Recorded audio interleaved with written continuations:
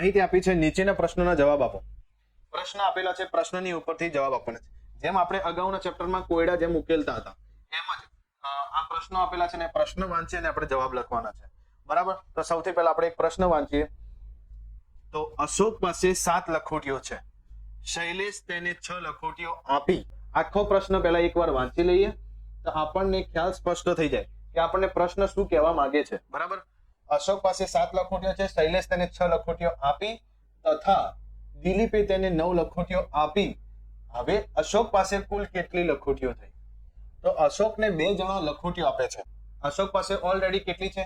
7. તો આપણે અહીં લખીએ અશોક પાસે 7 લખોટી છે. બરાબર. હવે શૈલેષ તેને કેટલી આપે છે? 6, એટલે વધારો થશે. બરાબર. તો આપણે 7 ની નીચે લખીએ 6. બરાબર. વધારો થાય તો એના બંને સંખ્યા વચ્ચે શું લખીશું? વત્તા. તથા દિલીપે તેને 9 લખોટીઓ આપી. તો ફરી અહીં અશોક પાસે લખોટીઓ વધે તો સરવાળો જ કરવાનો છે. તો 6 ની અંદર બીજા કેટલા ઉમેરીએ? 9. તો હવે આ 3 સંખ્યાઓનો સરવાળો કરીએ. પહેલી 2 સંખ્યાઓ ગણી લઈએ. 7 અને 6 કેટલા થાય? તો 13 થાય. 7 અને 6 નો સરવાળો 13 થાય. હવે આ 13 માં 9 ઉમેરીએ એટલે કેટલા થાય?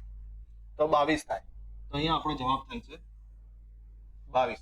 હવે આપણે જવાબ લખીએ કે અશોક પાસે કુલ કેટલી લખોટીઓ થઈ? તો આપણે જવાબ લખીએ કે અશોક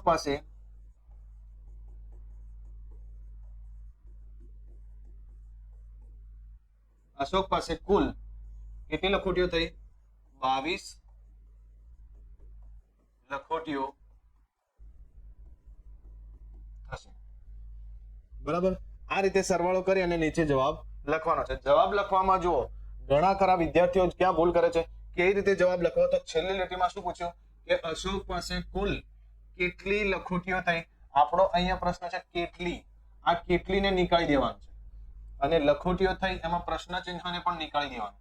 હવે અશોક પાસે કુલ અને જ્યાં કેટલી કેટલું આવું શબ્દ નહીં હોય એ શબ્દની જગ્યાએ આપણો જે જવાબ મેળવેલો હોય એને લખવાનો છે.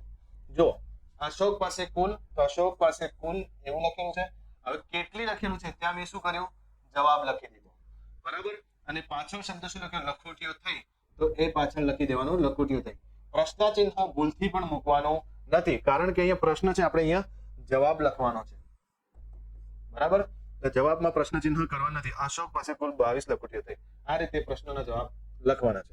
આપણે એક પ્રશ્ન આગળ જોઈએ. નમન પાસે 4 રૂપિયા, નયન પાસે 6 રૂપિયા અને નરેન પાસે 9 રૂપિયા છે. ત્રણેયના મળીને કુલ કેટલા રૂપિયા થાય? ત્રણેયના મળીને ત્રણે ભેગા કરવાના છે. તો ભેગા કરી અને આપણે મેળવવાના છે. તો એનો શું થશે? સરવાળો થશે. તો આપણે અહીંયા ત્રણેયના નામ લખી દઈએ. પહેલા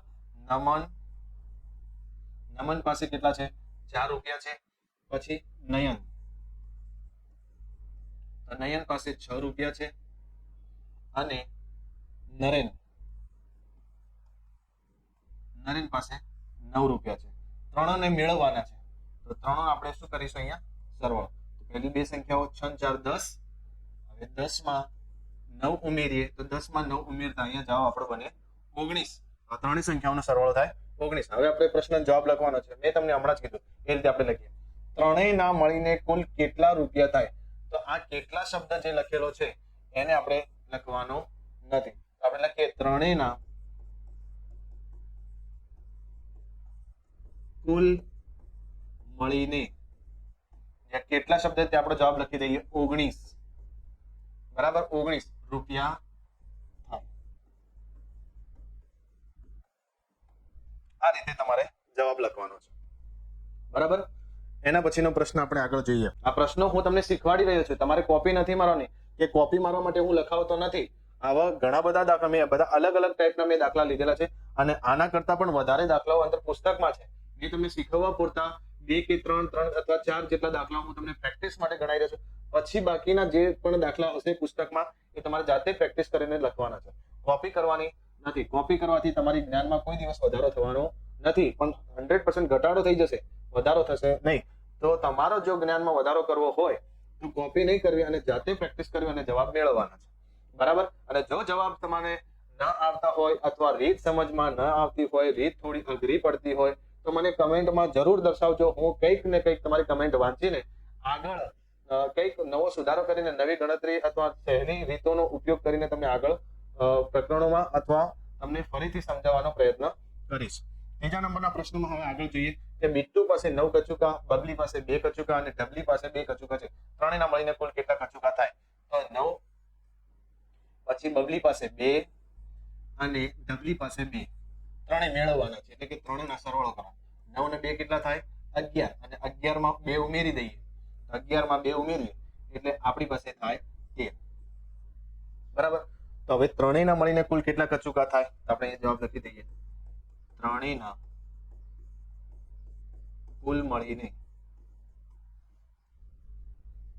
ત્રણેયના મળીને કુલ લખો તો ત્રણેયના કુલ મળીને એમ લખશો તો પણ ચાલશે. કેટલા લખેલા ત્યાં આપણો જવાબ લખીએ 13 કચુકા થાય. બરાબર. આ રીતે આપણે નીચે જવાબ લખીએ. ચોથા નંબરના પ્રશ્નમાં જોઈએ કે હરેશ પાસે 3 શર્ટ, પરેશ પાસે 7 શર્ટ અને નરેશ પાસે 8 શર્ટ છે. ત્રણેયને મળીને કુલ કેટલા થાય? તો તમારે શું કરવાનું છે? 3 શર્ટ પછી 7 શર્ટ અને પછી 8 શર્ટ, આમ ત્રણેય સંખ્યાઓનો શું કરવાનો છે? સરવાળો કરવાનો. 3 ને 7 કેટલા થાય? 10. હવે 10 માં 8 ઉમેરીએ એટલે 18.